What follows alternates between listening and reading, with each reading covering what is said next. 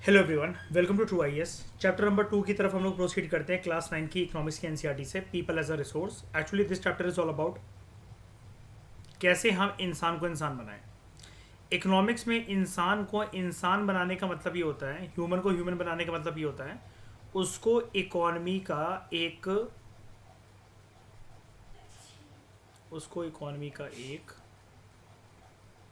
Productive asset बनाना, ताकि वो देश की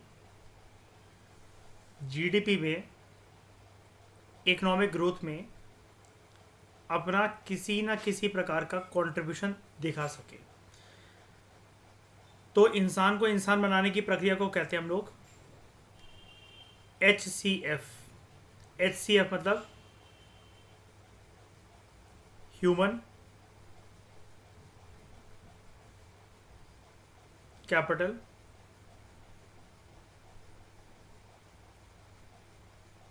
फॉर्मेशन। ठीक है, ये होता है concept of HCF, human capital formation. ठीक है, अब ये चीज़ क्या है कि हम यहाँ पर एक देखते हैं ज़रा, अमर्त्य सेन का इंडेक्स यहीं पर आएगा। नहीं, वो हम फोर्थ चैप्टर में पढ़ेंगे इसके बारे में। ह्यूमन कैपिटल फॉर्मेशन के ऊपर दोबारा आऊँगा मैं, फोर्थ चैप्टर में है वो। अमर्त्य सेन का एक बहुत अच्छा इंडेक्स है यहाँ पर, बहुत अच्छी एक बात है उनके बारे में। तो शुरू में क्या होता था, पहले पहले जब ये चीज़ इकोनॉमिस्ट ने पता लगाना शुरू करी, तो ह्यूमन कैपिटल फॉर्मेशन के दायरे में तीन चीज़ें पहले बहुत महत्वपूर्ण मानी जाती थी। कैसे? पहले इंसान को अगर इंसान बनना है इन टर्म्स ऑफ इकोनॉमिक्स, वो प्रोडक्टिव एसेट या प्रोडक्टिव एक वर्किंग पर्सन तो तब बनेगा जब उसकी ज़िंदगी में तीन चीज़ें सुनिश्चित हो सकें। अब वो तीन चीज़ें क्या हैं? हाँ, फूड, क्लोथिंग, हाउसिंग।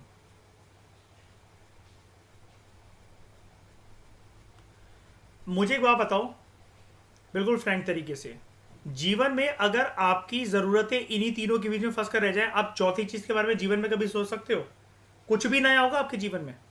अगर जो पर्सन यहाँ पर अटका हुआ है, कुछ भी नया होगा, एक सिचुएशन, एक सरकमस्टांस या कोई भी एक हैप्पी मोमेंट आएगा लाइफ में? नहीं ना। जब इंसान की ये तीन चीज़ों में स्टेबिलिटी आ जाती है, दो चीज़ें और सुनिश्चित करता है इंसान। कैसे और क्या? वेरी गुड, एजुकेशन और हेल्थ। अब आप कहोगे हेल्थ को कैसे देख सकता है इंसान? इन चीज़ों में स्टेबिलिटी आएगी, पैसा बचेगा, तभी तो हेल्थ के ऊपर लगाएगा। हेल्थ के ऊपर पैसा लगाने का मतलब ये नहीं होता है कि आप हमेशा बीमार पड़ रहे हो। आप अच्छा खाओ, कचड़ा मत खाओ, आपके पास राशन की कमी नहीं है, आप अपनी हेल्थ पे, अपनी डाइट पे पैसा लगा सकते हो। आप एक्सरसाइज करने चाहते हो तो एक्सरसाइज आप ये सोचकर रुक नहीं रहे हो कि मैं नहीं करूंगा एक्सरसाइज, मैं थक जाऊंगा और फिर मेरे पास कुछ खाने पीने का कोई सामान नहीं है, तो मैं कैसे अपनी हेल्थ को मेंटेन रखूंगा? If you are going for a gym, protein, supplements, अच्छी डाइट जिसके अंदर आपके अच्छे कार्ब्स हों, प्रोटीन्स हों, फैट्स हों, ये सब कुछ आप अफोर्ड कर सको। उसके बाद पर्सन सोचता है शिक्षित होने का। इन दोनों चीज़ों में क्या लगेगा? पैसा लगेगा इंसान का अच्छा खासा। जैसे एजुकेशन के टर्म्स में मैं अगर आपको बताऊं, ह्यूमन कैपिटल फॉर्मेशन का ये पार्ट कैसे है शिक्षित होना। शुरू शुरू में आपको, इंसान को अगर इंसान बनाना है तो कहा जाता है कि कुछ चीज़ों पे आपको इन्वेस्टमेंट करनी पड़ती है बहुत सालों तक। रिटर्न ऑन इन्वेस्टमेंट आपको बाद में देखने को मिलती है। अगर माँ बाप आज आपको नर्सरी क्लास में भेज रहे हैं तो आपसे ये कहेंगे कि कल 1 लाख रुपए सैलरी आ जानी चाहिए तेरे से। पहले वो लगाते चलेंगे, लगाते चलेंगे, लगाते चलेंगे। ये एक साइलेंट इन्वेस्टमेंट होती है। It is just like long term के अंदर किसी म्यूचुअल फंड या इक्विटी पे इन्वेस्ट करना। हेल्थ, बचपन से लेकर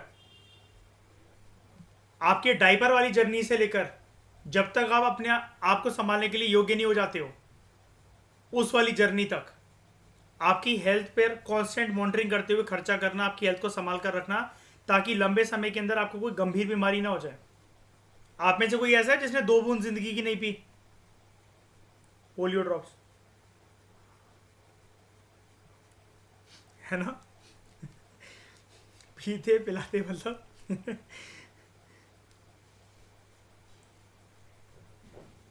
मेरा भाई छोटा था बहुत ज़्यादा, मैं बड़ा हो गया था, तो मुझे पता लगा कि पोलियो ड्रॉप्स ना मतलब सिर्फ बच्चों के लिए होती है, बहुत छोटे बच्चों के लिए। अब वो घर घर बजा के आती है ना, बेल बजाने के, पोलियो ड्रॉप्स में लो पिला जाओ। हाँ, तो मैं उनसे कहता था इसको पिला रहा हूँ, मुझे भी पिला दो ज़रा मुझे भी दिखाना है टेस्ट कैसा होता है इसका। कहती आपके लिए नहीं है ये। तो एजुकेशन नहीं, उसको पीने से ऐसे कुछ नहीं है, अगर आप पी लो तो कुछ होगा नहीं, पर ये है कि मेडिसिन वगैरह ऐसे नहीं ली जाती है ना। लेकिन आई एम रेवोल्यूशनरी, मन करता रहता है हर कुछ तूफानी करने का, कुछ भी करने का। तो वो बोलती थी साफ ही आपके लिए नहीं है, छोटे बच्चों के लिए होती है। मैं कहा अच्छा। अच्छा, पोलियो की ड्रॉप्स अगर किसी को ना मिले तो क्या दिक्कत हो सकती है? मतलब उससे क्या होता है, किस प्रकार की डिफॉर्मिटी होती है? फिजिकल डिफॉर्मिटी हो जाती है। जैसे आप, अगर आप में से किसी के पास फिजिकल एजुकेशन कभी सेपरेट रहा हो, आप लोगों ने फिजिकल डिफॉर्मिटी सुनी होंगी, जैसे लोडोसिस, काइफोसिस, स्क्योलियोसिस। सुना है कभी? मतलब कंधे टेढ़े मेढ़े हो जाना, पैर टेढ़े मेढ़े मुड़ जाना, अंगूठे नहीं होना, है ना? हाँ, डिसेबिलिटी होती है एक तरीके से। ठीक है, जैसे पैरों का आकार इस तरीके से चेंज हो जाना, मे नॉट गॉड टू सो, भगवान ना करे किसी के साथ भी ऐसा हो, लेकिन एक पैर में 9 नंबर का जूता आना, दूसरे पैर में 7 नंबर 8 नंबर का जूता आना, वो साइज थोड़ा सा मतलब बदल गया है, बिगड़ गया है ना? चाल सही नहीं हो पा रही पर्सन की, है ना? तो ये सब चीज़ें से दिक्कत हो जाती है। भारत ने इसके लिए एक मुहिम चलाई थी, है ना? सबसे बड़ा पोलियो कैंपिंग, लोगों को अवेयर करवाने के लिए। कौन इसके 2 प्रमुख ब्रांड एम्बेसडर रहे हैं जिन्होंने फ्री में काम करा था भारत की सरकार के लिए? और सचिन तेंदुलकर।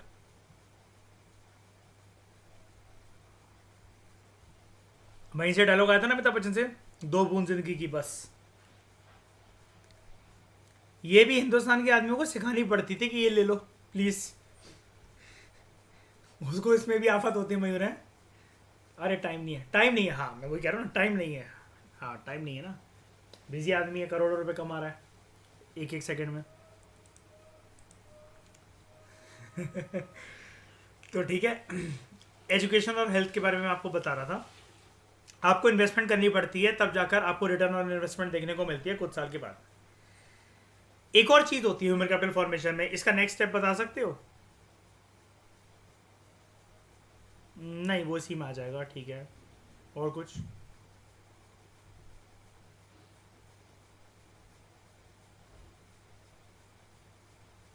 ये देखो,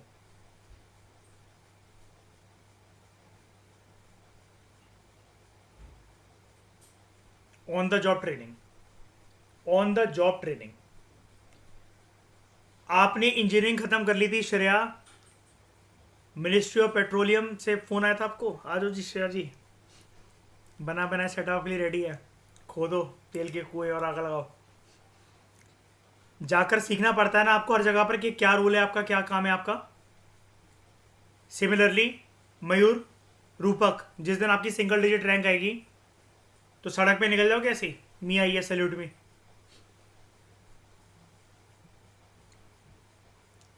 बस्सी का वो वीडियो देखा है? कह रहा है हम दारू पी के निकले, खड़े ऑटो वालों पे चालान लगा रहे हैं। कह रहा मैं तो यहाँ खड़ा हुआ हूँ। कह रहा कभी तो ओवर स्पीडिंग करी होगी। एग्जाम निकालने के बाद आपको यही नहीं पता अगर आपका रोल क्या है, तो ऑब्वियसली बात है हर चीज की ट्रेनिंग होती है, होती कि नहीं होती है? स्कूल में डिसिप्लिन इंचार्ज के कैप्टन की अगर आपको कभी बैच मिली हो, आपको पहले एक सेशन लेकर समझाया जाता है कोऑर्डिनेटर के द्वारा, वाइस प्रिंसिपल या प्रिंसिपल के द्वारा कि आपका रोल क्या है, आपको करना क्या है। अपने आप को वो मत समझो डॉन, है ना, कि पता चला बच्चे पेल दिए स्कूल में उठाकर, फिर स्कूल के बाहर वो पकड़ लेंगे तुम्हें। तो ऑन द जॉब ट्रेनिंग, और जैसा कि आपने कहा शाइनी, फिर इन सब चीज़ों से अल्टीमेटली इंश्योर होती है पर्सन का स्टैंडर्ड ऑफ लिविंग, राइट।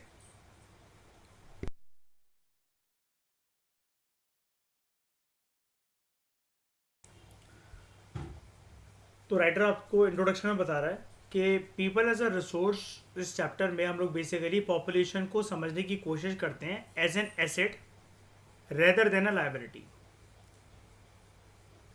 ये है वरदान, ये है श्राप। सुगंधा, तुम्हारी सैलरी कितनी है? तुम कितना कमाते हो महीने का, पहले ये बताओ।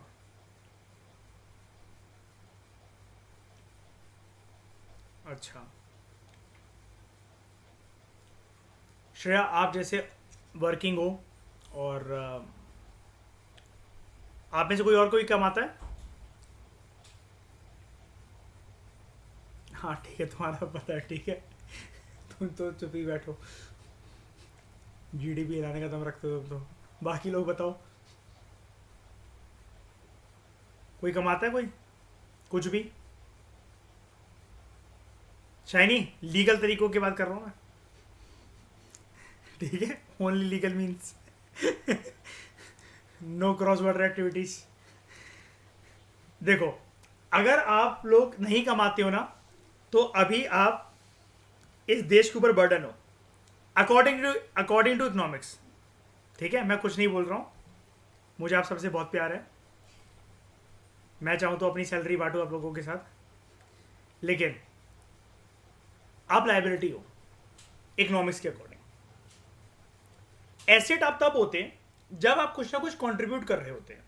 एक पर्सन ये भी हो सकता है कि बहुत ज़्यादा एजुकेटेड हो, स्किल्ड हो, लेकिन अगर वो कमा नहीं रहा है, इकोनॉमी में कुछ कंट्रीब्यूट नहीं कर रहा है, उसका काम झलक कर नहीं आ रहा है, तो फिर वो एक लायबिलिटी बनकर रह जाता है। अच्छा चलो, आप लोग अपने ऊपर गिल्ट मत लो, लेकिन मुझे प्रॉपर तरीके से बताओ, हमारी इकोनॉमी में लायबिलिटी कौन हुए?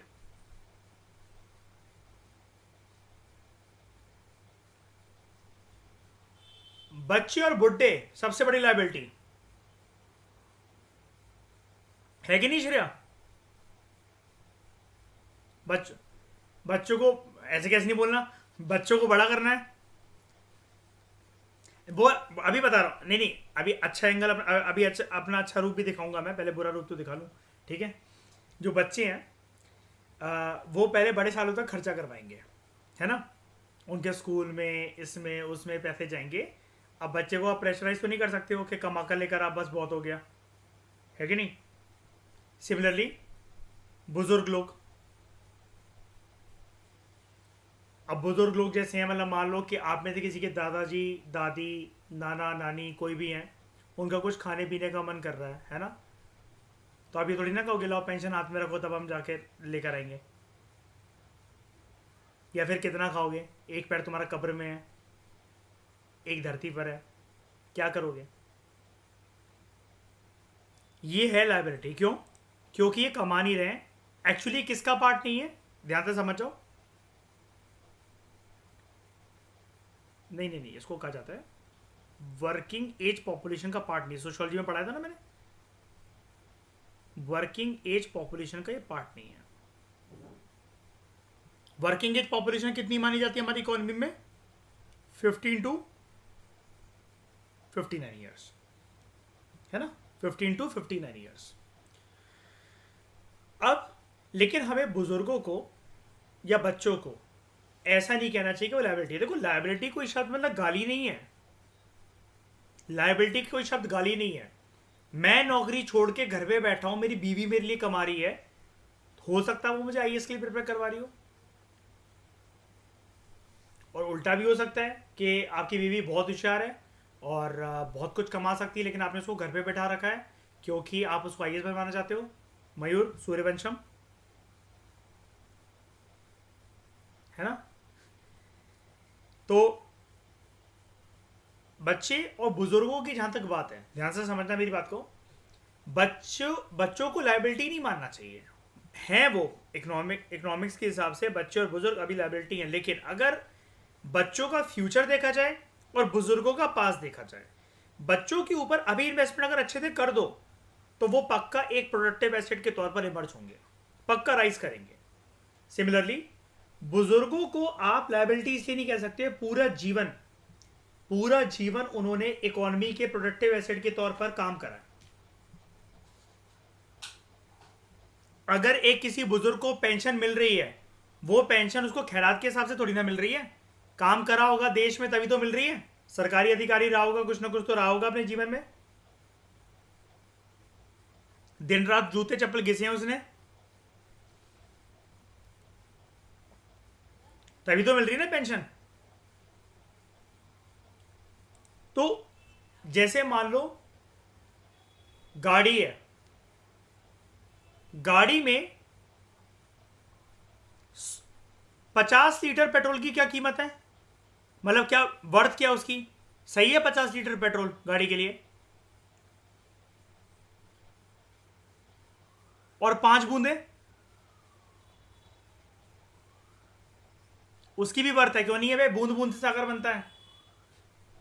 50 लीटर एक साथ आएगा कि पहले 5 बूंदे आएंगी। बात भाई अभी समझाएगा, बच्चे और बुजुर्ग इंपॉर्टेंट है, वो कह रहा आग लगा दो। ये कम कंट्रीब्यूशन दे रहे हैं अभी बच्चों के ऊपर पैसा लगाया जा रहा है। बुजुर्गों ने जितना भी पैसा, मतलब जितना भी अपना कंट्रीब्यूशन दिया हो, कम दिया हो, पर पॉपुलेशन के, मतलब पूरी पॉपुलेशन के हिसाब से, पर कैपिटा के हिसाब से उनका जो कंट्रीब्यूशन रहा हो वो हो सकता है बहुत कम रहा हो, लेकिन बूंद बूंद से सागर बनता है। हर कोई हिंदुस्तान का आदमी या किसी भी कंट्री का आदमी सोच कर बैठ जाए, अबे छोड़ो ना यार, मेरी कंट्रीब्यूशन से क्या होता है, बात जीवन में सिर्फ 2 ही फुलके खाने की तो है, बैठ जाओ घर पे। ऐसा अगर हर कोई सोचने लग जाए, हैं कुछ लोग बहुत अच्छे उन जिनके लिए जीवन से 2 फुलके खाने वाला है, पंजाब की साइड रहते हैं, तो बात बात ये है, तो बात है वर्किंग एज पॉपुलेशन की, तो वो तो देखो कंट्रीब्यूट कर ही रहे हैं। इन वर्किंग एज पॉपुलेशन को जिसने काबिल, जिसने योग्य बनाया, वो थे इनके माँ बाप, यानी कि कंट्री के बूढ़े बुजुर्ग लोग। अब टाइम आ गया कि अगर ये वर्किंग एज पॉपुलेशन में, अब ये किसको सहारा दे, अपने माँ बाप को, घर के बूढ़े बुजुर्ग को, है ना, नॉन वर्किंग एज पॉपुलेशन, और उनके साथ क्या ना करें, उनको वृद्धाश्रम छोड़कर ना आ जाए।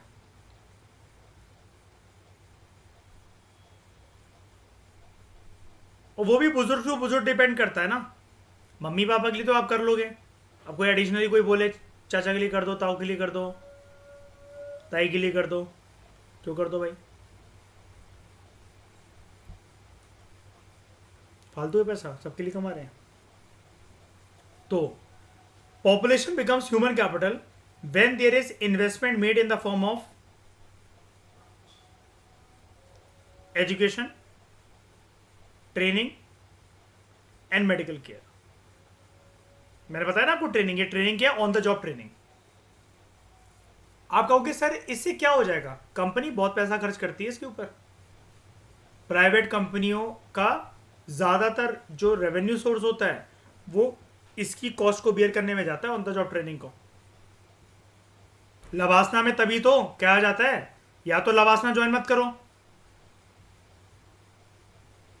मैंने ट्रेनिंग कंप्लीट क्यों नहीं कर रहा हूं मैं, अगर मुझे बीच में स्टडी लीव लेनी पड़ गई, 10 लाख रुपए का बॉन्ड साइन करके देना पड़ेगा मुझे, कहाँ से लाऊंगा 10 लाख रुपए वो मैं, और क्यों दूं 10 लाख रुपए, एग्जाम निकालने के बाद क्रेडिट लेकर, तारीफ लेकर 10 लाख रुपए दे दूं, आपसे बॉन्ड साइन करवाया जाता है कि ज्वाइनिंग के 5 साल के अंदर अंदर आप अगर सर्विस को छोड़ते हो, अब वो मेरे ख्याल से इन्फ्लेशन के हिसाब से आई थिंक 17 या 25 लाख हो गया है यूपीएससी वालों का, 25 लाख रुपए देने पड़ेंगे आपको सरकार को, ministry of personal and training को। तो इसलिए बोला जाता है अगर आपको नेक्स्ट एग्जाम देना है, आपके मन में है कि इसको ज्वाइन नहीं करना, तो फालतू में लवासना मत जाओ, मजे मत लो। तो in fact human capital is the stock of skill and the productive knowledge embodied in them. इससे क्या बनेगा, इंसान एक इंसान बनेगा। कैसे, देख रहे हो, इंसान के साथ क्या वर्ड अटैच है, कैपिटल। इंसान एक प्रोडक्टिव एसेट बनकर आ रहा है जो कि क्या बनाएगा, पैसा, इकोनॉमी को आगे लेकर जाएगा। अब हम सब अपने अपने वे में कुछ ना कुछ कंट्रीब्यूट कर रहे हैं कि नहीं कर रहे हैं, बताओ। मेरी और मयूर की ट्रेडिंग फीस इतनी जा चुकी है अभी तक कि किसी का एक खेत आ जाए। नहीं मयूर बताओ, प्रैक्टिकल बात बोल रहा हूं कि नहीं बोल रहा हूं।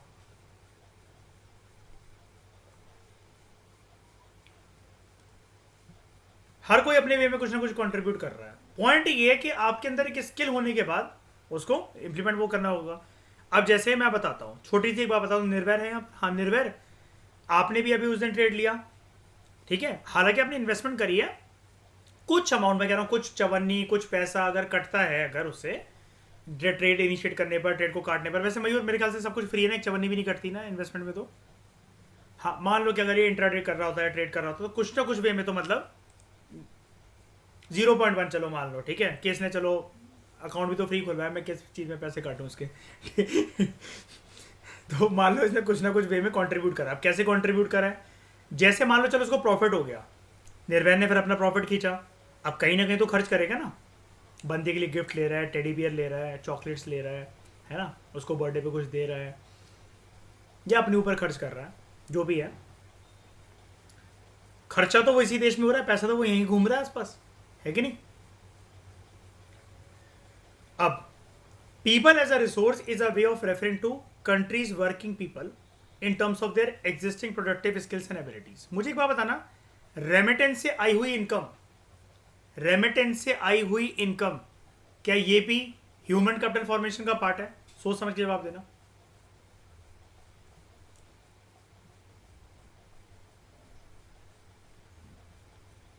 नहीं तो मैं कह रहा हूं इसका पार्ट है, ये कनेक्टेड कंसेप्ट है। श्रेया नहीं, अरे नहीं नहीं थप्पड़, हमेशा थप्पड़ थोड़ी ना मारूंगा यार अरे यार अब मैं समझ गया, मुझे कोई बंदी पसंद क्यों नहीं करती हाँ वही तो, हूँ नहीं उस लायक मैं, पता है। मेरी की बात बताओ, तुम कुछ टाइम पहले तो मलेशिया थे है ना, लास्ट ईयर, कब थे लास्ट ईयर? वहाँ से मम्मी पापा को कुछ पैसे भेजे कभी 4 महीनों में जितने टाइम रहे, या भाई को भेजे हो या इंडिया में किसी को भी भेजे हो? ज़रूरत नहीं थी मतलब इन लोगों को, मतलब है ना। चलो ठीक है भाई, ये तो बनिया लिख लिए तो ठीक है कहा भाई तुम अपना खर्चा चलाओ मैं आई हूँ अपने भरोसे।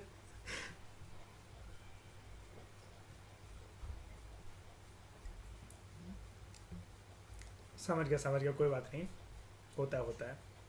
लेकिन अगर मान लो श्रेया ने अपने मम्मी पापा को वहाँ से पैसे भेजे होते, किसी को भी भेजे होते पैसे, ठीक है, कि हम में से किसी को ट्रांसफ़र करे होते, अपने भाई को दिए होते, किसी को भी दिए होते हैं, इस वजह से वो पैसा इस देश में आता और यहीं खर्च होता ना, तो ये श्रेया फिर क्या ह्यूमन कैपिटल फॉर्मेशन का पार्ट हुई फिर? ये बिल्कुल हुई। इस देश ने उसको इतना काबिल बनाया कि वो बाहर जाकर पैसा भेज रही है यहाँ पर। श्रेया ऐसा इकोनॉमिक्स कह रही है, आई नो, अब मैं पूरा क्रेडिट आपकी प्रोडक्शन फैक्ट्री मम्मी पापा को देता हूँ, ठीक है, लेकिन इकोनॉमिक्स ऐसा कह रही है कि हमने श्रेया को ऐसा बनाया है, ठीक है। सीरियसली मतलब जोक्स अपार्ट, इकोनॉमिक्स में यही होता है कि देश ने उस पर्सन को केपेबल बनाया, उसको वो अपॉर्चुनिटीज दी, क्योंकि देखो यहाँ पर ना एक एंगल और आ जाता है, पता है, अर्थव्यवस्था के एंगल नहीं आता सिर्फ। आजकल ह्यूमन कैपिटल फॉर्मेशन एक नए लेवल पर जा रहा है, मैं PSIR में आपको पढ़ाऊंगा। पता है ह्यूमन कैपिटल फॉर्मेशन किस लेवल तक की बात तो हो जाती है इसके अंदर, जिस कंट्री में फ्रीडम और लिबर्टी होगी तभी ह्यूमन कैपिटल फॉर्मेशन हो सकता है। क्या डिफरेंस है शाइनी नॉर्थ कोरिया और इंडिया में इन terms of human capital formation? वहाँ लिबर्टी नहीं, यहाँ लिबर्टी है। यहाँ पर आप 100 सोर्स से पैसा कमा सकते हो, वहाँ पर डिक्टेटर अगर हंसेगा तो आपको हंसना है, वो कार्टून नेटवर्क देखेगा तो आपके चैनल पे भी कार्टून नेटवर्क चलेगा, वो रोएगा तो आपको रोना है, वरना चॉप चॉप स्क्वायर में चॉप चॉप।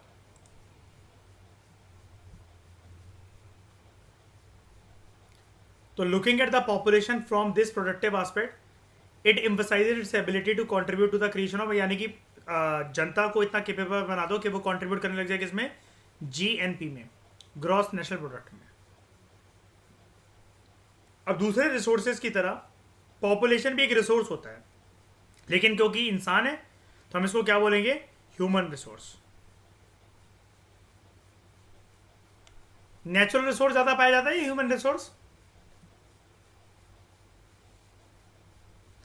कह रहा है इस वक्त तो ह्यूमन रिसोर्स हाँ बिल्कुल ओवरटेक होने वाला है।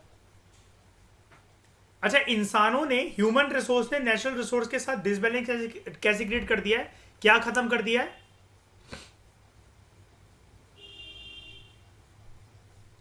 हाँ, रिप्लेनिशमेंट साइकिल यानी कि रिजुविनेशन कैपेसिटी पढ़ाया था ना प्रीवियस चैप्टर में।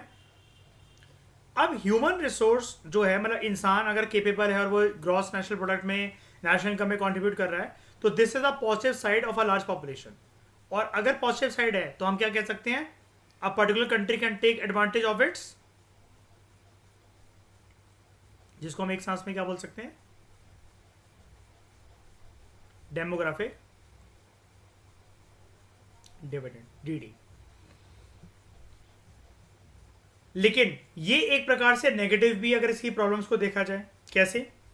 क्या सभी कंट्रीज इंश्योर करवा पाती हैं अपनी जनसंख्या को बेसिक नेसेसिटीज, रोटी कपड़ा मकान, फूड, एजुकेशन, रोटी कपड़ा मकान मैंने इसलिए एक साथ बोल दिया, education, access to health facilities, हो पाता है ये सब में? हमारे देश में हर एक रीजन में ये है, ये सारी चीजें इंश्योर हो रही हैं सबको?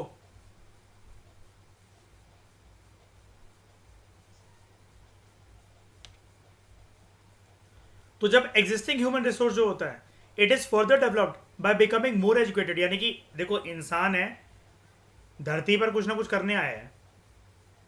अब ये जो ह्यूमन रिसोर्स की बात होती है ना, ध्यान से सुनना मेरी बात, ह्यूमन रिसोर्स की जो बात होती है, ये टर्म सिर्फ एक पोटेंशियल को दर्शाती है। प्लीज मार्क माई वर्ड्स, बहुत आराम से सुनो, बहुत आराम से समझो। एक शब्द इधर का उधर लिखा मीन्स में और आप गए। ह्यूमन रिसोर्स एक पोटेंशियल को दर्शाती है। अच्छा एक बात बताओ, हम में से कौन आईएएस नहीं बन सकता, पहले ये बताओ।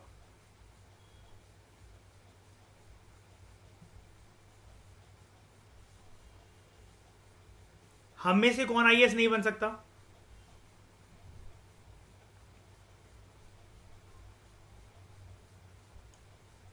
सभी अपने आप को कलेक्टर की तरफ बैठे सोच रहे हैं। हम तो बनेंगे, बाकी का देख लो। बाकी तो पूछ लो, मैं तो बनूंगी, मैं तो बनूंगा, मैं तो हूं, तुम्हारा पता नहीं। देखो, सबके पास कैपेबिलिटी है, सबके पास कैपेबिलिटी है, वो इनर पोटेंशियल सब में है। आप में से कौन पीएम नहीं बन सकता? कौन नहीं बन सकता पीएम? सब बन सकते हैं। यानी कि आप एक ह्यूमन रिसोर्स हो तो आपके अंदर पोटेंशियल है। सिमिलरली ऐसे जैसा मैं आपको आईएएस का एग्जांपल और पीएम का एग्जांपल दे रहा हूं, जब आप कोई चीज अचीव कर सकते हो तो आपके अंदर पोटेंशियल है ना, बस वो रास्ता ही तो जानना है आपको, अपने अंदर की स्किल को ही तो निखारना है। सिमिलरली एक ह्यूमन एक रिसोर्स है, उसके अंदर पोटेंशियल है श्रेया कि वो जीडीपी को जनरेट कर सकता है, वो प्रोडक्टिव एसेट बन सकता है। हमें उसको फर्दर डेवलप ही तो करना है, यही तो लाइन लिखी हुई है। कैसे? By becoming more educated and healthy. ये दो काम करने की वजह से सब कुछ ठीक हो जाएगा जीवन में।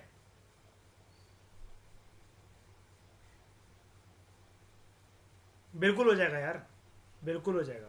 सारी चीजें यहीं से चलती हैं, पता है, यहीं से डिराइव होती हैं। हेकड़ी को जितनी मर्जी मार लेना, कोई पढ़ा लिखा नहीं है ना। देखो, मजे करने का भी मजा तब आता है जब आप ना दूसरों की तौहीन कर सको अपनी एजुकेशन के बेसिस पर, और लोग आपको आपकी बात तो समझा रहे कितना गवा रहे। तो और आप हमेशा चाहे किसी भी फील्ड में हो, you should look energetic, very productive, smart. ये दो चीजें लाइफ में आपको हर एक फील्ड में रॉकेट बनाती हैं। ज्ञान की प्राप्ति, वो किसी भी फील्ड का हो सकता है। आपका ज्ञान भाई, आपकी फील्ड जो मर्जी आप चुनो। लेकिन कहते हैं ना हेल्थ इज वेल्थ, अभी बहुत कैजुअल सी लाइन लोग बोल लेते हैं हेल्थ इज वेल्थ। इसका हिंदी में अनुवाद होता है, पहला सुख निरोगी काया, दूजा सुख माया। पैसा बाद में, पहले शरीर। देख लो राकेश झुनझुनवाला, 55,000 करोड़ रुपीस। ग्रेवयार्ड में क्या गया साथ? नथिंग,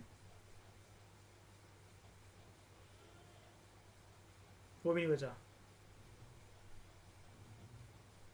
तो we call it human capital formation that aids to the productive power of the country, just like physical capital formation. Physical capital formation क्या होती है? आपका एक प्लॉट पड़ा मयूर, ग्राउंड फ्लोर बनेगा, फर्स्ट फ्लोर बनेगा, सेकंड फ्लोर, थर्ड फ्लोर, दो floor अपने पास रख लो, दो फ्लोर किराए पे चढ़ा दो। फिजिकल कैपिटल फॉर्मेशन हो गई, दे दिया उस लैंड ने, शाइनी अपना घर, बढ़ रही ना कीमत उसकी जब हम बेचेंगे उसको, है ना। उसके बाद इन्वेस्टमेंट इन ह्यूमन कैपिटल, अगर आप इंसानों के ऊपर खर्चा करते हो through education, training, medical care. अब ट्रेनिंग हमेशा जॉब की ट्रेनिंग नहीं होती है। जैसे निर्वैर, जरा इन सबको बताना आपका कोच कौन है ओलंपिक्स तक की जर्नी को कवर करवाने के लिए, बताओ इन सबको। निर्वैर के फादर ही उसके कोच है, और निर्वैर वो क्या करते थे और आप क्या करते हो बताओ। शूटिंग करता है निर्वैर, नेशनल लेवल की शूटिंग करता है। शाइनी वो वाली नहीं, तुम्हारी बॉर्डर वाली नहीं, प्रॉपर लीगल वाली, देश के लिए, ठीक है। आपकी वो कॉन्ट्रैक्ट वाली किलिंग नहीं, ठीक है। निर्वैर को कहीं कॉन्ट्रैक्ट करें, निर्वैर आप कहाँ रहते हो, आप बंगाल आ सकते हो, बांग्लादेश चलेंगे आप जरा मेरे साथ। तो it yields a return just like investment in physical capital, ठीक है। तो ट्रेनिंग मतलब एक्चुअली क्या होता है, जैसे निर्वैर के फादर उसके ऊपर टाइम स्पेंड कर रहे हैं, कोई भी कोच होता है निर्वैर का, तो निर्वैर इस टाइम पर अभी एक प्रोडक्टिव एसेट बनने की तैयारी में है ना, वो ट्रेनिंग कर रहा है किसी भी फील्ड के लिए, है ना। अब निर्वैर अगर आप कोई बड़ा सा इवेंट जैसे जीत जाते हो तो उससे क्या होगा, ओलंपिक्स वगैरह में आप गोल्ड ले आते हो तो आपको बनी बनाई एक सरकारी नौकरी मिल जाएगी। क्या मतलब जैसे मिल जाती है, आप डीएसपी एसडीएम बने बनाए ऐसे ही बन जाओगे, आप आईपीएस बन सकते हो ऐसे, है ना। लेकिन एक बात याद रखना निर्वैर, जो लबासना की ट्रेनिंग से आएगा ना होकर, आपको उसको सैल्यूट मारना पड़ेगा फिर भी।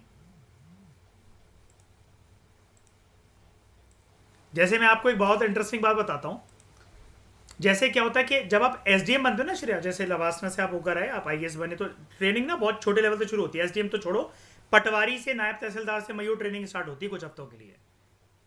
अब उस जिस स्टेट में आप जा रहे हो तो ऑब्वियस की बात है, वहाँ पर एसएचओ होगा, डीएसपी होंगे, है ना, एसडीएम होंगे, सब लोग होंगे। लेकिन वो आपसे बहुत तहजीब में और बहुत कायदे के साथ, और जब आप जाते हो, आप हो पटवारी लेवल पे, लेकिन सब खड़े होते हैं। पता है क्यों? मयूर एक हफ्ते के लिए बदतमीजी करके लोगे मुझसे, तुम्हें तुम्हें 10 साल लगेंगे अगली पोस्ट पे जाने के लिए, और मेरे लिए से 10-10 दिन की बातें हैं। तो वो चीज होती है। नहीं ऐसा नहीं होता, नहीं नहीं नहीं, ये मैं भी सोचता था। वो पुलिस की वैसे उसकी साइड से है, और वो प्रोटोकॉल होता है, मतलब वैसे बेसिकली आपके चेंबर में आपके ऑफिस में कोई घुस रहा है तो अलग बात है, ऐसा वैसा कुछ नहीं होता। और आप वैसे बोला जाता है करने को, आजकल लोग कुछ भी कर देते हैं, छत के नीचे कभी भी सैल्यूट नहीं मारा जाता है। पता होगी ये वाली बात आपको? हाँ, छत के नीचे अभी हम कमरे में बैठे ना, बंद कमरे में सैल्यूट नहीं मारा जाता है। लेकिन ऑब्वियस ही बात है, आप जैसे सीनियर के चेंबर में घुस रहे हो, रूम में घुस रहे हो, तो कर ही देते हैं। लेकिन अब वो सैल्यूट नहीं करते, आप कभी भी देखना वो पैर साथ लाते हैं, सर। तो investment in human capital it yields a return just like investment in physical capital. अब ये कैसे देखा जा सकता है? It can be seen directly in the form of higher income earned. जितनी आपकी इनकम है, यानी कि आप उतने प्रोडक्टिव एसेट हो इकोनॉमी के, because of higher productivity of the more educated और better trained person, as well as the higher productivity of healthier people. Healthier people productive asset कैसे इकोनॉमी के? Out of the pocket expenditure नहीं कर पाएंगे, और economy के लिए liability नहीं बनेंगे। क्योंकि एक परिवार जिसका अपने बेटा या बेटी की हेल्थ में बहुत सारा पैसा अगर खर्च हो रहा है, तो बात तो वही हो गई ना, जितना वो कमा रहे उतना लूट रहा है, तो वो कुछ वैल्यू एडिशन प्रॉपर तरीके से नहीं कर पा रहे, राइट?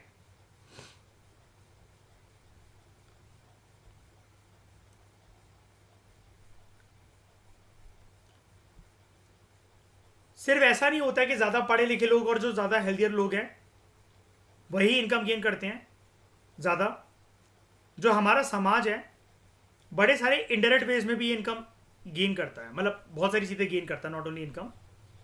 बिकॉज जो एडवांटेज होता है ज़्यादा पढ़े लिखे और ज़्यादा हेल्दी पॉपुलेशन का, वो दूसरे लोगों तक भी पहुंचता है। समाज में,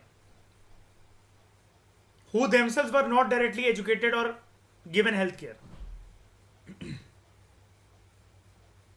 खुदा ना खास्ता जिसको पोलियो हो रखा हो, उसकी कोई भी संतान कल को पैदा होती है, सबसे पहला काम तो वो जीवन में ये करेगा ना कि पोलियो की ड्रॉप्स उसको मिस नहीं कर पाएगा, है ना?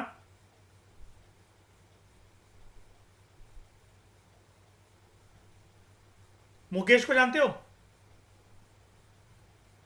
हाँ, श्रेया जानते हो मुकेश को? वो पिक्चर शुरू होने से पहले आता है मुकेश बहुत बीमार था, है ना?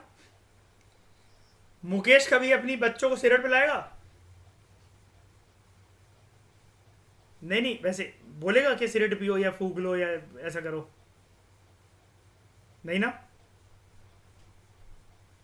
आप ज्यादा हेल्दी अगर होते हो, एजुकेटेड होते हो, तो दूसरे, मतलब ये पॉइंट ये कहना चाह रहा है कि दूसरे भी आपसे इंप्रेस होते हैं. जैसे मान लो कि बहुत मोटा सा कोई बंदा या बंदी थी आपके स्कूल टाइम पर, कॉलेज टाइम पर, आपने उसको देखा, क्या यार ये तो बहुत बेहतरीन फिगर बना ली है इसने तो अपनी, यार पूरा लुक ही चेंज कर लिया है इस बंदी या बंदी ने. आपने उससे पूछा क्या करा तुमने? डाइट मैंने ऐसे ली, मैंने रात को खाना छोड़ दिया, मैंने जिम ज्वाइन कर लिया. तो आपके मन में भी आएगा ना कि अगर आपका टमी बाहर निकल रहा है, कुछ भी बाहर निकला, तो you should also look good. Similarly अगर आप किसी को देखते हो कि पढ़ाई लिखाई की बदौलत कोई कहाँ पहुँच गया, किसकी कितनी सैलरी और किसने कौन सा एग्ज़ाम क्रैक कर लिया, आपके मन में भी आएगा कि यार मैं क्यों ना अपनी डिग्री वगैरह सब कुछ कंप्लीट करके यार मैं भी ऐसे तैयारी में लग जाऊँ, या जो उसने करा इसके पीछे पीछे चल पड़ूँ. ये चीज़ पता है कहाँ दिखती है? हेल्दियर पॉपुलेशन एक दूसरे पॉपुलेशन को हेल्दी बनाएगी. ये चीज़ दिखती है हरियाणा में जाटों के अंदर. ओलंपिक के पीछे ओलंपिक, ओलंपिक के पीछे ओलंपिक, ओलंपिक के पीछे ओलंपिक. ज़्यादा एजुकेटेड लोग, एजुकेटेड के पीछे एजुकेटेड, ये दिखती है बिहार में. उनके गांव से वो लड़का आईएएस बना, हमारे गांव से भी एक बनेगा. देखा देखी का खेल है. बिहार में गांव है, ऐसा कोई घर नहीं है वहां पर जिसमें देख आईएएस ना हो. आपने शायद से सुनी होगी डीएनए पे ये वाली न्यूज़. एक गांव है शहर, पता है, ऐसा कोई घर नहीं है जहां से दो दो आईएएस ना हो एक एक परिवार से.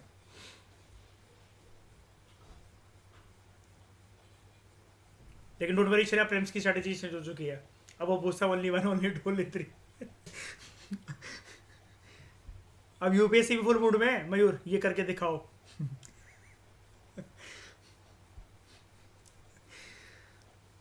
तो in fact human capital is in one way superior to other resources like land and physical capital. क्यों? Because human resource can make use of land and capital.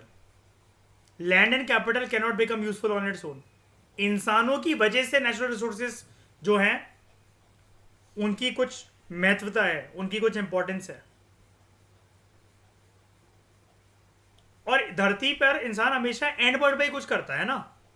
अभी जैसे इंसानों ने देखो टेक्नोलॉजी तो ढूंढ ही ली है खारे पानी को मीठे पानी में कन्वर्ट करने की, तो अब तो ये भी टेंशन नहीं रही, है ना? Water water everywhere, not a drop to drink. अभी कुछ सालों में श्रेया इंसान एग्जॉस्ट भी लगाने वाला बहुत बड़ा एटमॉस्फेयर में, जिससे सारा पॉल्यूशन बाहर निकल जाएगा, है ना? पढ़ रहे थे हम लोग पीएमएफआईएस में कि कैसे बाहर निकाला जाए. फिर गार्बेज जो पाइलअप होता रहता है, इसको भी निकाल के आउटर स्पेस में फेंका जाएगा. इतना जंग घूम रहा है तो थोड़ा सा कूड़ा घूम लेगा तो क्या हो जाएगा? आपको पता है लैंडफिल साइट जो डंपिंग साइट जब पूरी फेल हो चुकी हैं, अब और ज़्यादा कूड़ा नहीं समझ सकता. दिल्ली का वो इलाका याद है जिसकी फोटो दिखाता रहता हूँ मैं आपको. तो बड़े सारे डिकेड्स तक इंडिया में large population has been considered as a liability rather than an asset. ज़्यादा आबादी अगर हो जाए तो वो एक लाइबिलिटी है. अच्छा मुझे एक बात बताओ, जैसे शाइनी आपके 8 बच्चे हैं मान लो, तो वो लाइबिलिटी की एसेट है? अपने ज़माने के हिसाब से बताना.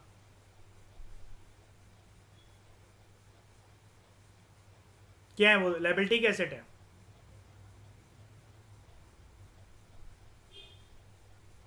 कैसे डिपेंड करता है? Very good. उन पर इन्वेस्टमेंट कितना है? पॉइंट इज, अगर आप उन पर ध्यान देते हो in terms of education, health, रोटी कपड़ा मकान, है ना, तो वो एक प्रोडक्टिव एसेट बन जाएंगे. और ध्यान ना देंगे 9वें बच्चे को पैदा करने के अंदर जुट पड़े तो वो गवार रह जाएंगे, फिर वो लायबिलिटी बन जाएंगे। ठीक है, तो पहले हिंदुस्तान में बहुत बड़ी आबादी को समझा जाता था एक लायबिलिटी, ये बर्डन है, रेदर देन एन एसेट समझा जाता था। हमें दुनिया की विभिन्न संस्थाओं ने एक ट्रेंड बताया, क्या 2050 तक भारत की आबादी कहां जाने वाली है, कैसी रहने वाली है, यंग पॉपुलेशन रहने वाली है। हम क्या कर सकते हैं, मैक्सिमम फायदा किसका उठा सकते हैं, डेमोग्राफी डिविडेंड का उठा रहे हैं। हम तो उठा रहे हैं, सही बात है। इसमें अगर ये वाला सवाल पूछ लिया जाए इंटरव्यू में कि ये चीज़ कैसे सुनिश्चित आप करोगे 2050 तक, तो अभी टाइम है, आप भी कुछ कॉन्ट्रीब्यूशन इसके अंदर दिखा सकते हो। आप कैसे इकोनॉमी को यूथ को एक प्रोडक्टिव एसेट बनाओगे इकोनॉमी का, कैसे डेमोग्राफिक डिविडेंड की पोटेंशियल को एनहेंस कर सकते हो, आप क्या बोलोगे आप?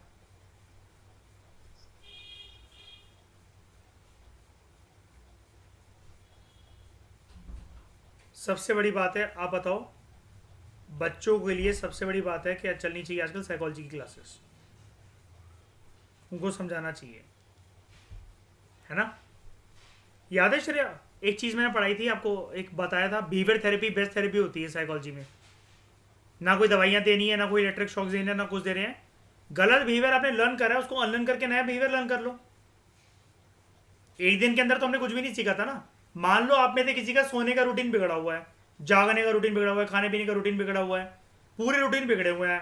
अब आपको रोज आपको गिल्ट हो रहा है, रोज गिल्ट में सो रहे हो आप, ये क्या कर लिया मैंने अपने साथ, अपने शरीर के साथ, क्या रूटीन हो गया मेरा, दिमाग मेरी फुली पोटेंशियल पर काम नहीं करता, मैं डम होता चला जा रहा हूँ, डम होती चली जा रही हूँ। क्या है, गलत बिहेवियर सीख ही तो लिया बस कुछ दिन में, तो वो हैबिट बनता चला जा रहा है। उसको तोड़ दो, शैकल्स को, उस चेन को, फ्रेश बिहेवियर डेवलप कर लो। पीछे वाले के ऊपर नया वाला जो बिहेवियर है वो ओवर पावर हो जाएगा, बस नया बिहेवियर ऐसे लर्न हो जाएगा।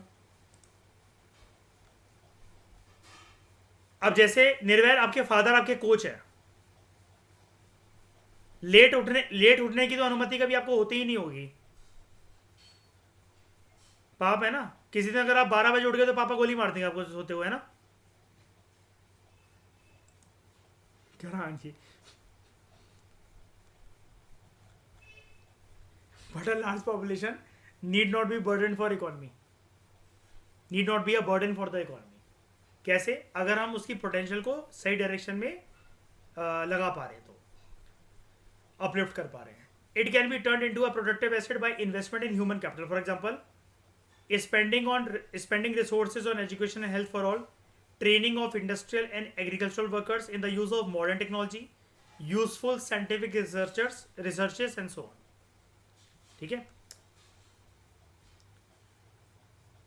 अब ये से पूछ रहा है what is human resource, is it like land और labour? It is more than that. What is human capital? It is like rupee, पैसा और dollar? It is more than that. ठीक है, अभी मोर देन डैट वाली बात I think अब आपको क्लियर है अच्छे से। यहां पर एक चीज देखते हैं प्लानिंग कमीशन से एसोसिएटेड। अच्छा, प्लानिंग कमीशन का चेयरमैन कौन होता था, कब बनी थी ये बॉडी, और कब बनी थी ये बॉडी? 1950। अब क्या है ये body? Full form transforming India. कौन होता है इसका चेयरमैन?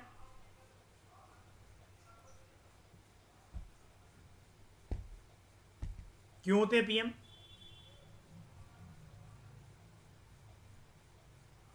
नहीं, क्यों होते हैं? इस बॉडी की मर्जी, क्यों फालतू में विल पावर वेस्ट कर रहे हो? ठीक है, इंडिया का जो ग्रीन रेवोल्यूशन है, it is a dramatic example of how input of greater knowledge in the form of improved production technologies, क्या इंप्रूव हुए यहाँ पर? याद है मैं कल आपको एक प्लांट का डायग्राम बनाकर दिखा रहा था, फिर से नहीं बनाते हैं, टाइम सेव करते हैं। एक सीड डाला, मतलब वो 4 क्रॉप्स दे रहा है आपको, traditional method. Modern method HYV variety of seeds, आपने एक सीड डाला, 25 कम से कम उससे क्रॉप उगाए थे हमने, है ना। तो it is a dramatic example of how input of greater knowledge in the form of improve production technology. अब एक बार बताओ, अगर जनसंख्या हमारी पढ़ी लिखी नहीं होती तो HYV वेराइटी सीड्स या ग्रीन रेवोल्यूशन आ जाता? और उसके बाद तो बड़ी सारी क्रांतियां आई हैं, इसको क्या कहते हैं हम लोग, हरित क्रांति। फिर तो कलर पे कलर खेले हमने, होली सारी, white revolution, pink revolution, golden revolution, black revolution, purple revolution, सारे रेवोल्यूशन।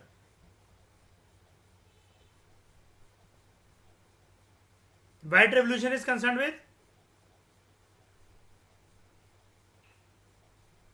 कौन है, कौन था उसका दिग्गज नेता, क्या कहूँगा आप उनको,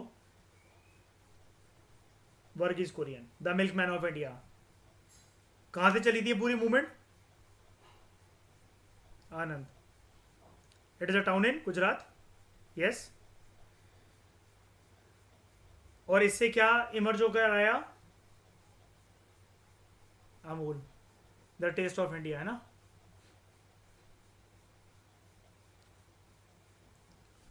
और क्या मैं इसको एक कोऑपरेटिव मूवमेंट बोल सकता हूं?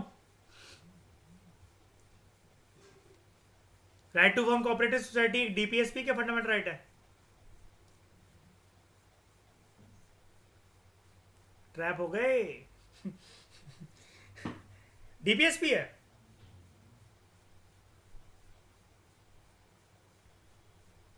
फंडामेंटल राइट है। लाइटर लगाओ अपने चेहरे पे।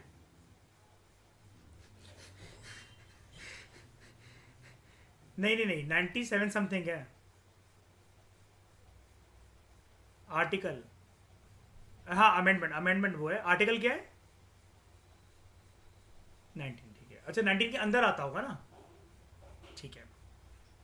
ओके ओके ओके, ठीक है, फ्रीडम वाला, हाँ ठीक है, समझ गया। फंडामेंटल राइट तो क्योंकि वहीं से कवर होंगे ना, 12 से लेकर 35 तक, ठीक है। तो कैसे हम लोग प्रोडक्टिव टेक्नोलॉजीज को इंक्रीज करके इंडिया के जो स्केर्स लैंड रिसोर्सेज हैं उनके अंदर प्रोडक्टिविटी को बूस्ट कर सकते हैं। इंडिया का जो आईटी रेवोल्यूशन है, it is a striking instance example of how the importance of human capital has come to acquire higher position than that of material plant and machinery, ठीक है। Shreya, you are also part of this revolution.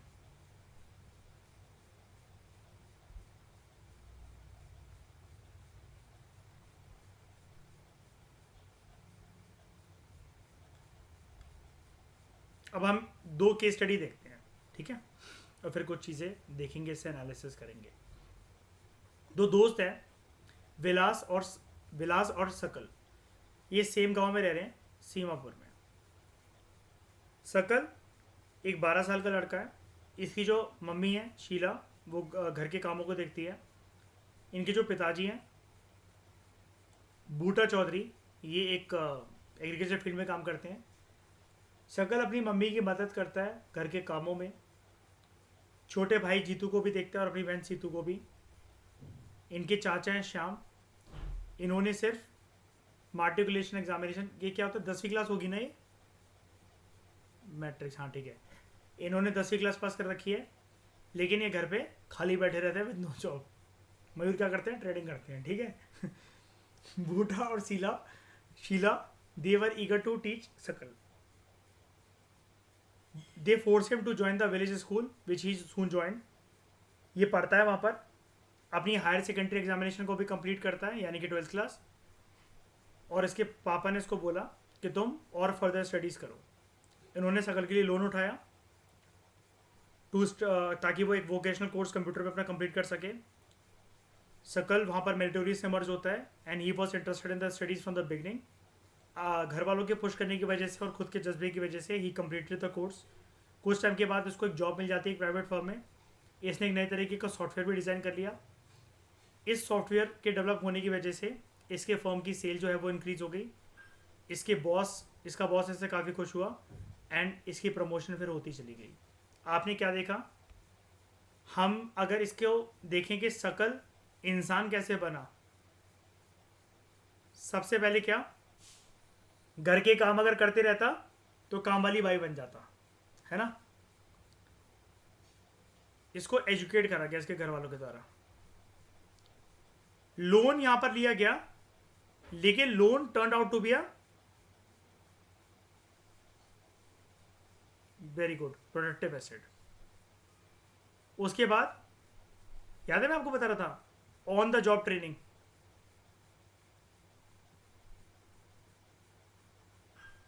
ये हुई इसकी।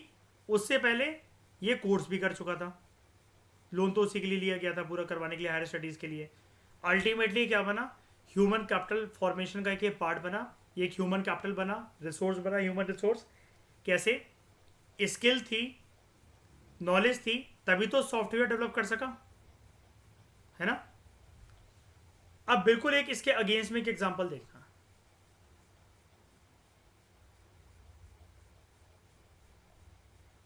Story of विलास। विलास एक 11 साल का लड़का है जो कि उसी गांव में रहता है जहां पर सकल रहता है। हम यहाँ पर पढ़ भी रहते ना, ये टू फ्रेंड विलास एंड सकल। सकल की कहानी देख ली हमने, अब विलास के घर पर चलते उसकी कहानी देखते हैं। विलास के जो पिताजी है महेश, ये एक मछुआरे हैं, ये मछुआरे थे। He passed away when he was just 2 years old. इसकी जो मम्मी है गीता, वो मछली बेचती हैं to earn money to feed the family.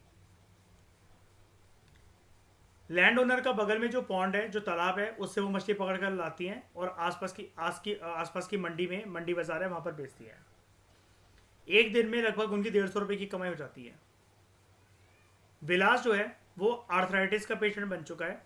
बचपन में सही तरीके से मेडिसिन और ये सब चीज़ें उसको नहीं मिली। इसकी मम्मी के पास इतने पैसे नहीं है कि वो उसको डॉक्टर के पास दिखा सके, लेकर जा सके। अब वो स्कूल भी नहीं जा सकता, स्कूल जा भी नहीं सकता, लिखा भी हुआ है ही was not interested in studies. ठीक है। He helped his mother in cooking and also looked after his younger brother Mohan. कुछ टाइम के बाद इसकी मम्मी बीमार पड़ जाती है and there was no one to look after her, there was no one in the family to support them. Vilas भी ultimately उसका करियर, उसकी लाइफ कैसे जाती है कि वो मछली बेचता है सेम गाँव में। ही लाइक हिज मदर, बिल्कुल अपनी मम्मी की तरह। He earn a very small income, very meagre income. यहां पर क्या हुआ, ह्यूमन कैपिटल फॉर्मेशन विलास का नहीं हो सका। क्या नहीं मिला इसे? सबसे स्ट्रॉन्ग पिलर्स दो,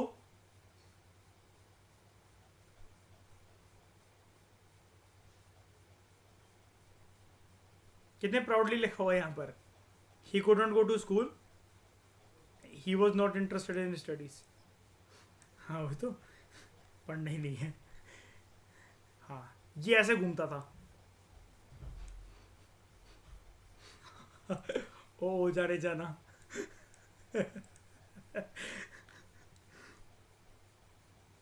तो दोनों के स्टडीज में हमने क्या देखा कि सकल स्कूल जा रहा है, विलास स्कूल नहीं जा रहा है। सकल फिजिकली स्ट्रांग है, घर वालों ने बचपन से ध्यान दिया, विलास नहीं है। ठीक है। There was no need for him to visit the doctor frequently. इसलिए कहते हैं यहां पर, आप पता है ह्यूमन कैपिटल फॉर्मेशन में ना एक मदरली रिस्पॉन्सिबिलिटी को भी ऐड कर सकते हो।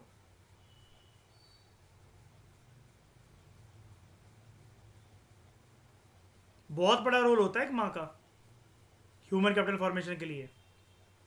किस फॉर्म में?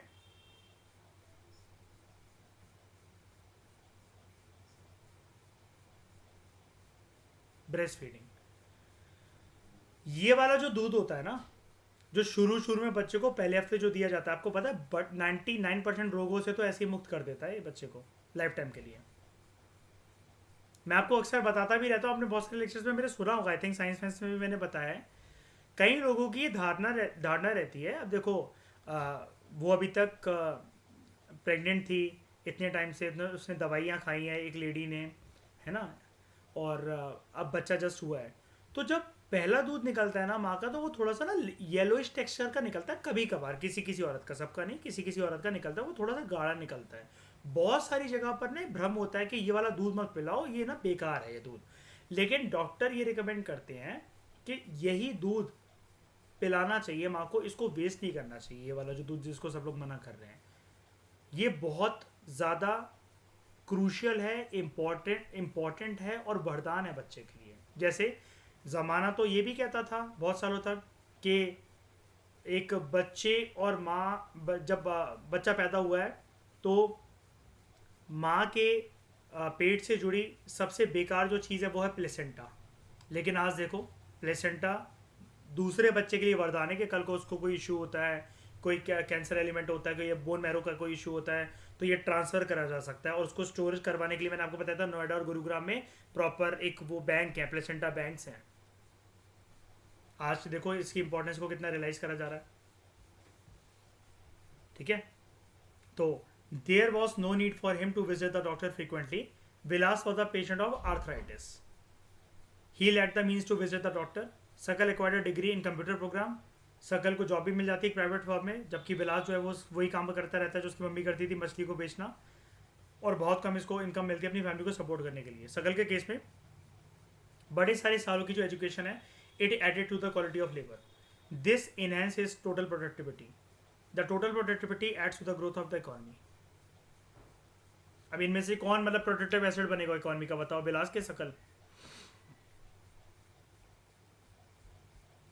सकल, ठीक है।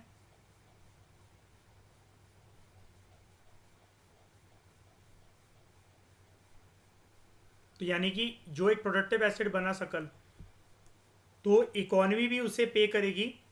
इकोनॉमी का प्रोडक्टिव एसेट बना है तो इकोनॉमी उसको पे करेगी इन सैलरी और in some other form of his choice. Vilas के केस में there could not be any education और health care in the early part of his life. Mummy के साथ वो मछली बेचता है and he draw some salary of unskilled labour as his mother.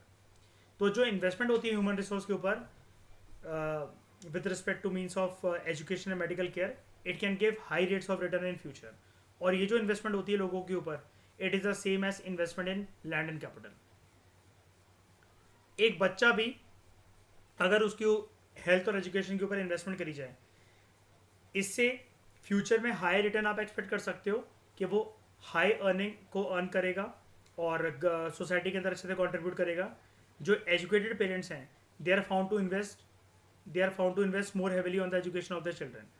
जैसे माँ बाप अगर खुद नहीं पढ़ पाए हैं किसी के, आपने किसी के भी माँ बाप से, अपने माँ बाप से एक चीज़ कभी नहीं सुनी होगी कि तू पढ़ मत। बहुत rarest of the rare case में ऐसा होगा कि तू पढ़ मत, वो बोलते तुम पढ़ो। इसके अलावा बाकी सब तुम्हारी सारी चीज़ें हम रोक देंगे, लेकिन तुम पढ़ाई के लिए कभी कुछ कहोगे जितना मर्जी तुम्हें पढ़ना है, हम अपनी जान लगा देंगे, है ना। तो educated parents are found to invest more heavily on the education of the children. और एजुकेटेड वो नहीं भी है तो यहाँ पर एक सबको पता लग जाता है, जो पढ़े लिखे माँ बाप नहीं, कि समाज में नाम, पैसा, रुतबा सब कुछ एजुकेशन के बदौलत ही कमाया जा सकता है। This is because they have realise the importance of education for themselves. अब they are also conscious of proper nutrition and hygiene. Sakal के केस में तो अपने बच्चों की वो नीड्स को देखते हैं for education at school and good health.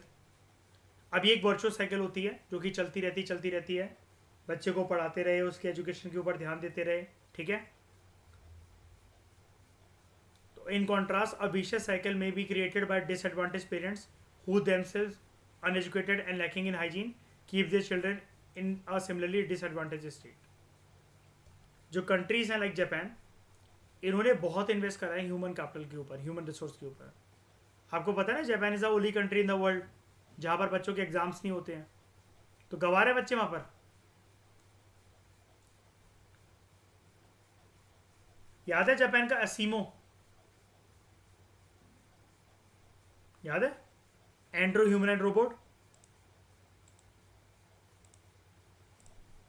भूल गए असीमो को?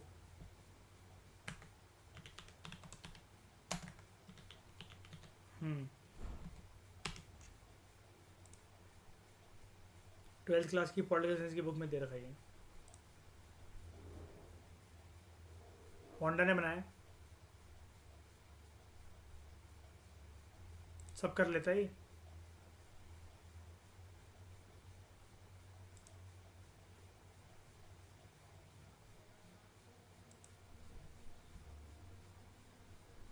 अब जापान के पास कुछ नेचुरल रिसोर्स तो है नहीं।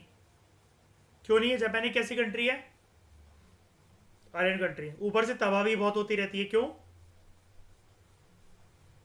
अर्थक्वेक जोन है। और क्यों है? कौन सी रिंग ऑफ फायर के बीच में पास है? Pacific ring of fire. These countries are developed और रिच। ये नेचुरल रिसोर्सेज को इंपोर्ट करते जो कि इनकी कंट्री को चाहिए होता है, लेकिन इंपोर्ट करने के बावजूद भी रिच और डेवलप कैसे बन गए? इन्होंने लोगों के ऊपर इन्वेस्ट करा।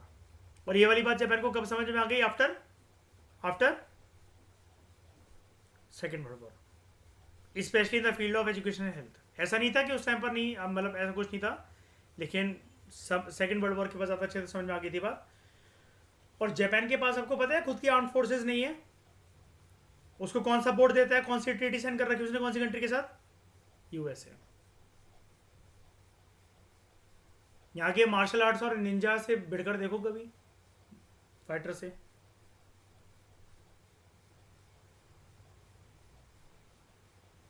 These people, they have made efficient use of other resources like land and capital. इधर की तो वो बुक है, वो एक गांव के बारे में जो है अमेजन की बेस्ट सेलर रह चुकी है, एक ही गई। On an average 95 to 105 years के लोग हैं वहाँ पर उस गांव में। उनका ये मतलब है, मतलब जियो तो खोल के जियो, आपके अंदर का बचपना कभी नहीं मरना चाहिए। क्योंकि अगर आप सीरियस हो, लाइफ आपको सीरियसनेस की तरफ ले जाएगी। और हमेशा यूनिवर्स आपके काम रोकेगा कि इसको तो सीरियस रहना पसंद है, इतनी आसानी से इसको कोई चीज़ इसको क्यों दो, इसको पहले सीरियसनेस की तरफ ले जाओ।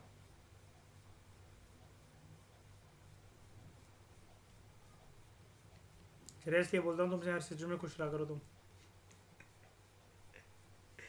हैं? Complain complain complain.